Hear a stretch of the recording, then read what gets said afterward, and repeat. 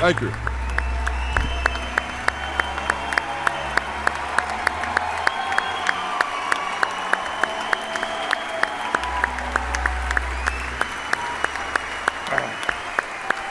Thank you.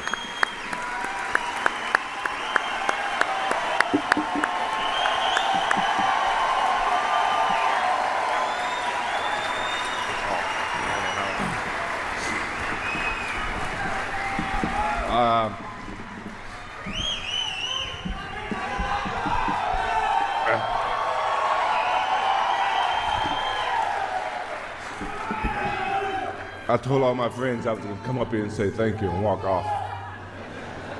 I can't. There's no way. I got so many people I can thank. In all the videos, you never just saw me. You saw Scottie Pippen. Every championship I won.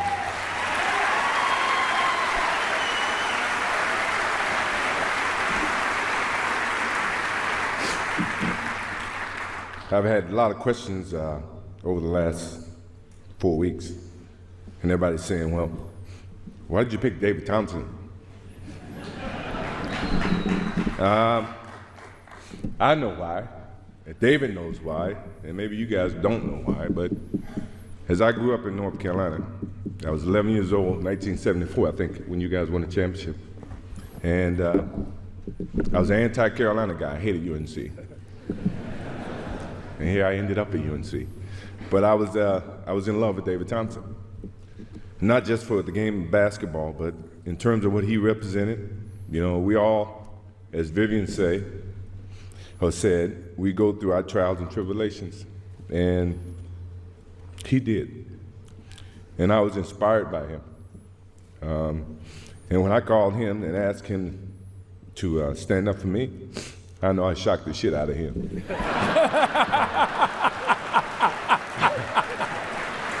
I know I did.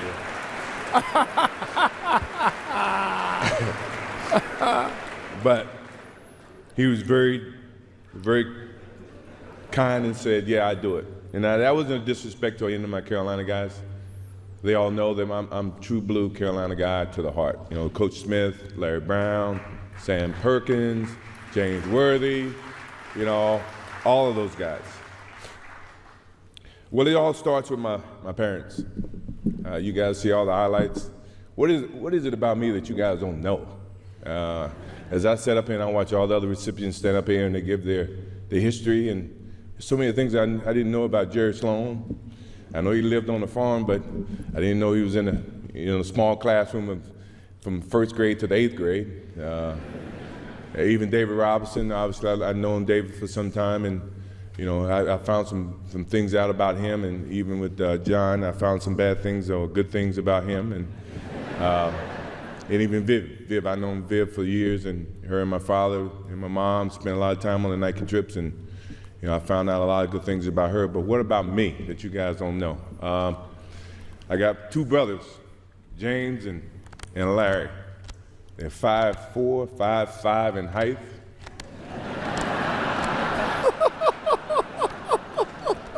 They gave me all I could ever ask for as a brother in terms of competition. You know, you would think that, you know, my brother Larry is a ideal situation where small things come in small packages. This dude fought me every single day. And to the extent that my mother used to come out and make us come in because we were fighting way too much. And my older brother was always gone. He served in the Army for 31 years.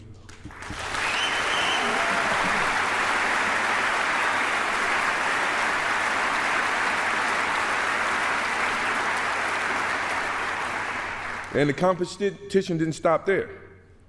My sister, who's 1 year younger than me, Roz, never wanted to be home by herself.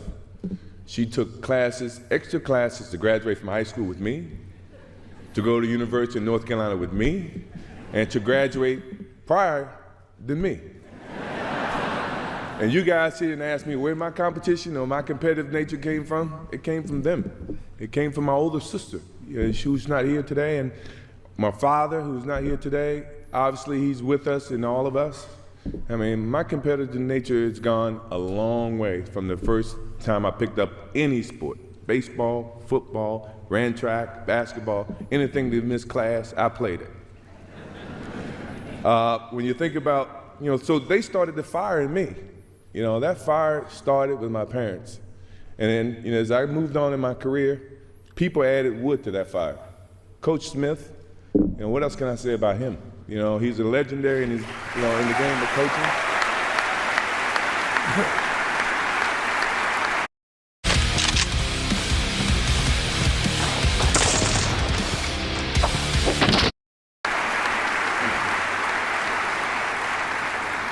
And then there's Leroy Smith. Now you gotta think that's a myth. Leroy Smith was a guy, when I got cut, he made the team on the varsity team. And he's here tonight.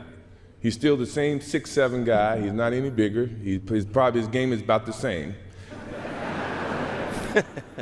But he started the whole process with me because when he made the team and I didn't, I wanted to prove not just to Leroy Smith, not just to myself, but to the coach who actually picked Leroy over me. I wanted to make sure you understood you made a mistake, dude.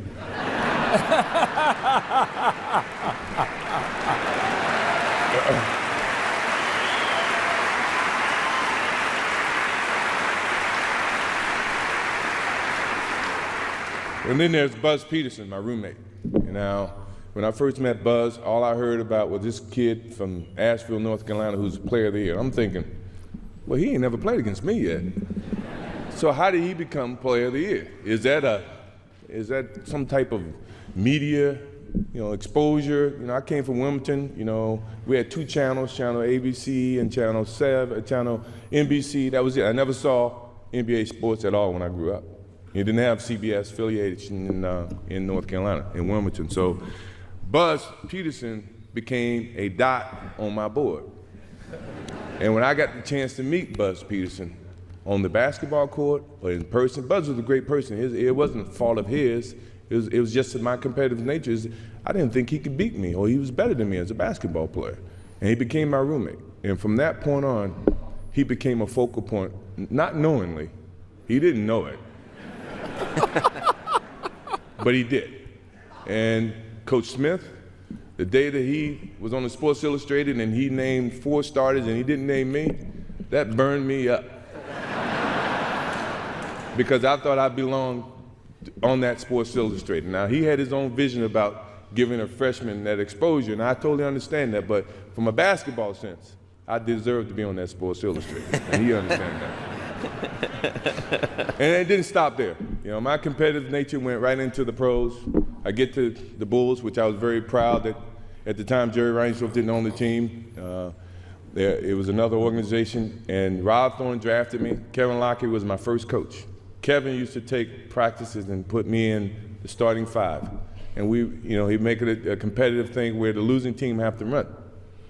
So now I'm on the winning team, and halfway in the game, halfway in the situation, he would switch me to the losing team.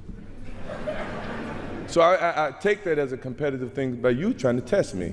And by 9 times out of 10, the second team would come back and win no matter what he did.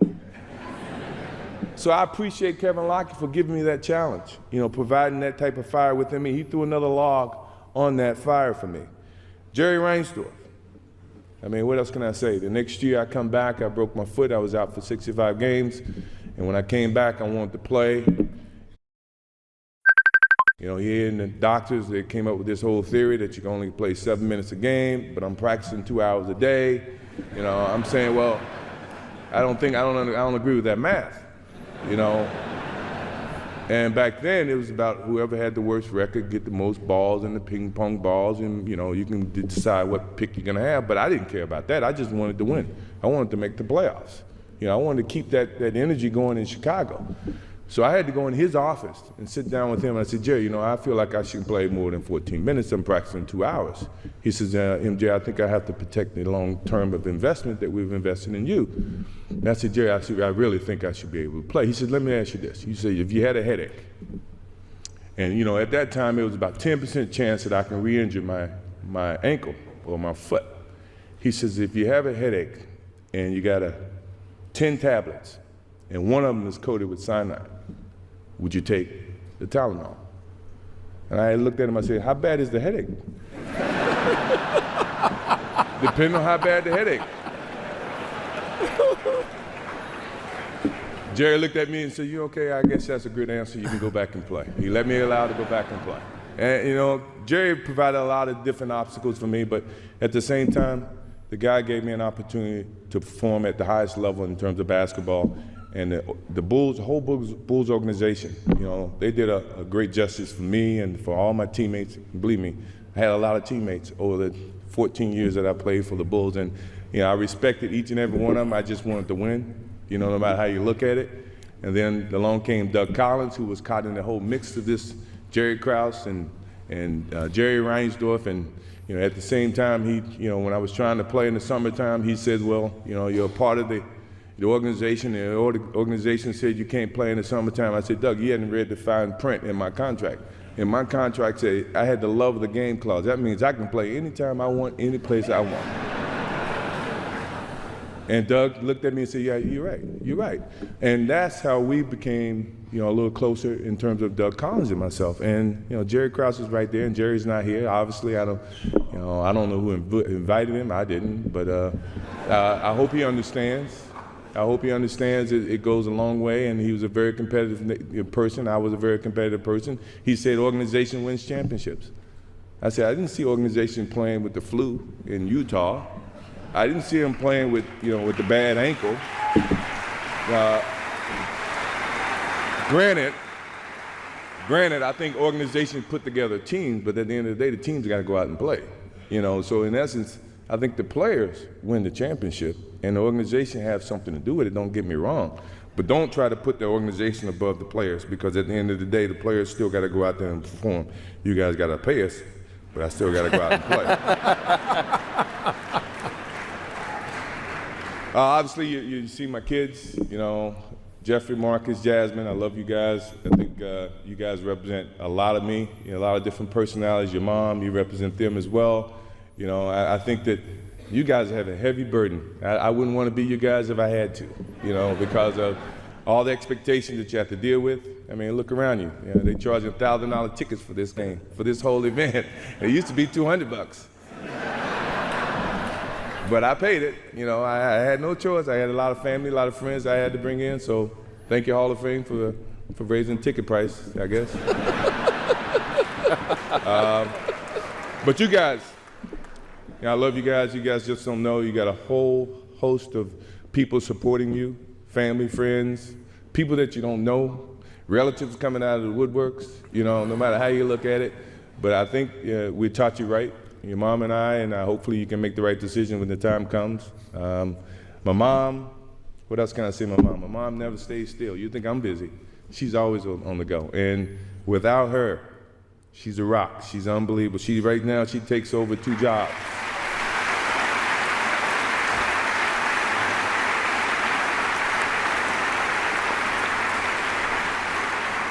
She's an unbelievable woman. I mean, if I got anybody that's nagging me each and every day, it is her.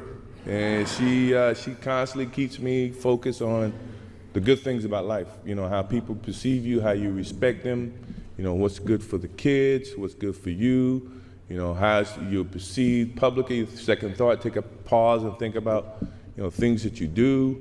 And that all came from my parents, you know, it came from my mom. And she's still, at this stage, and I'm 46 years old, she's still parenting me today. And that's a good thing about that lady. I love her to death. I love her to death.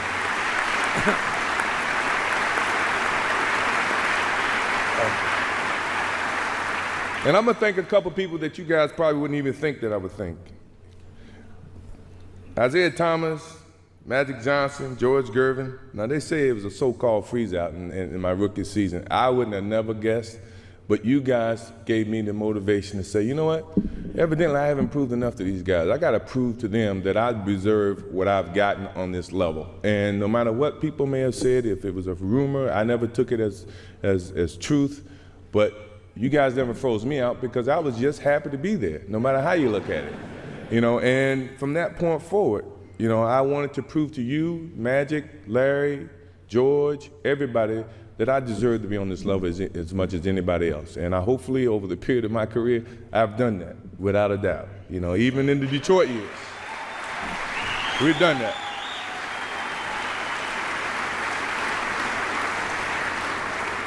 Pat Riley, I mean, you and I, we go way back. I still remember in Hawaii. You remember in Hawaii where you and I was coming in, you were, I guess, leaving, and you decided to stay a couple extra days, but you were in my suite, and they came and they told you you had to get out of my suite. And you slid a note underneath my door, although you had to move, you did move. You slid a note saying, I enjoyed the competition, congratulations, but we will meet again. And I take the heart in that because I think, in all honesty, you are just as competitive as I am, even from a coaching standpoint. And you've challenged me every time I played the Knicks, the Heat. And I don't think you were with the Lakers, but anytime I played against you, you had Jordan Stoppers on your team. You had John Starks, who I loved.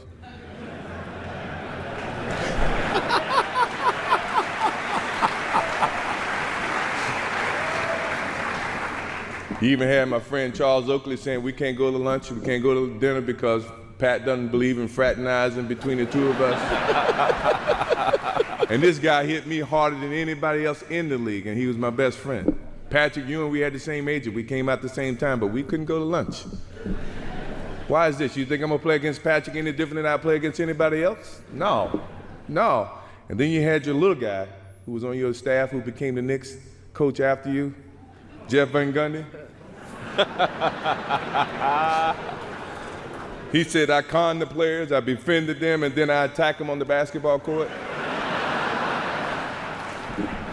Where did that come from? I just so happen to be a friendly guy. I get along with everybody, but at the same time, when the light comes on, I'm as competitive as anybody you know. So you guys, I must say thank you very much for giving me that motivation that I desperately needed.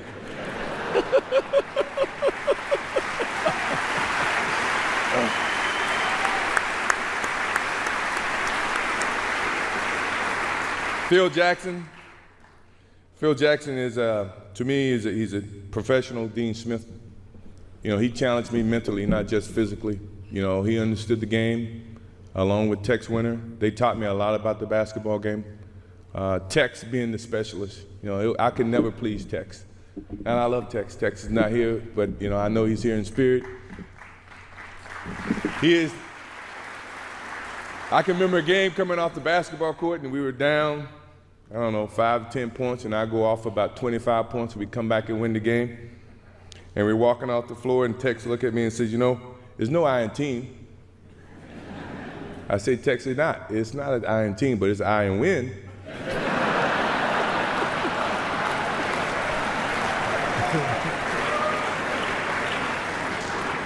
I think he got my message. I'd do anything to win. If that means we play team format, we win. If that means I have to do whatever I have to do, we're gonna win, no matter how you look at it. And then you had all your media naysayers. Oh, scoring champion can't win an NBA title, or you're not as good as Magic Johnson, you're not as good as Larry Bird. You're good, but you're not as good as those guys. I had to listen to all this, and that put so much wood on that fire that it kept me each and every day trying to get better as a basketball player. Now, I'm not saying they were wrong. I may have looked at them from a different perspective, but at the same time, as a basketball player, I'm trying to become the best that I can, and for someone like me who achieved a lot in over the time of my career, you look for any kind of messages that people may say or do to get you motivated to play the game of basketball at the highest level, because that is when I feel like I excel at my best. And my last example of that, and the last one that you guys probably have seen, I hate to do it to him, but he's such a nice guy. And when I first met Brian Russell, John and Carl should remember this. I was in Chicago in 1994. I was working out for baseball. They came down for a workout and shoot around. I came over to say hello. And at this time, I had no thoughts of coming back and playing a game of basketball. And Brian Russell came over to me and said, you know what, man, why'd you quit? Why'd you quit? I can guard you. If I ever see you in a pair of shorts, you remember this, John? And It's So when I did decide to come back in 1995, and then we played Utah in '96, I'm at the center circle, and Brian Russell's sitting next to me, and I look over to Brian. I said, "You remember this conversation you made in 1994 about I think I can guard you, I can shut you down, I would love to play against you. Well, you about to get your chance."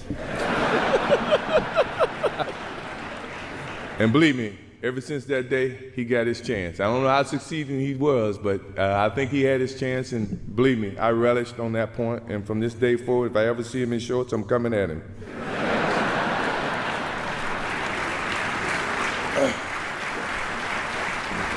I know you guys got to go. I know I've been up here a lot longer than I told my friends I was going to be up here. I cried. I was supposed to get up here and say thank you and walk off, and I didn't even do that. So I appreciate it. Thank you very much. I appreciate it.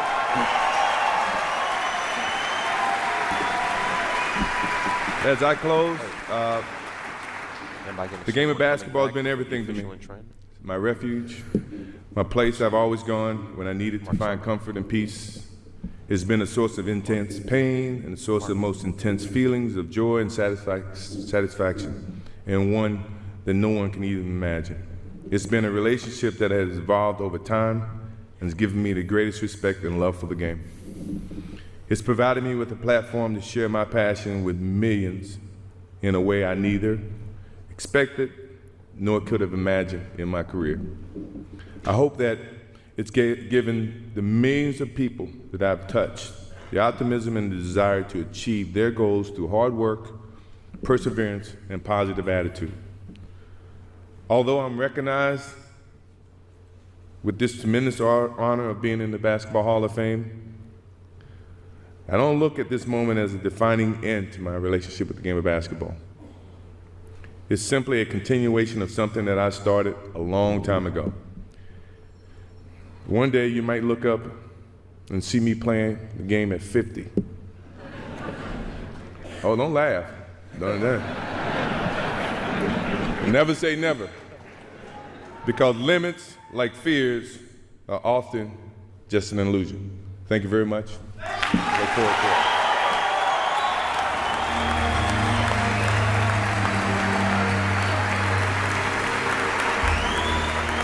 it. Ladies and gentlemen,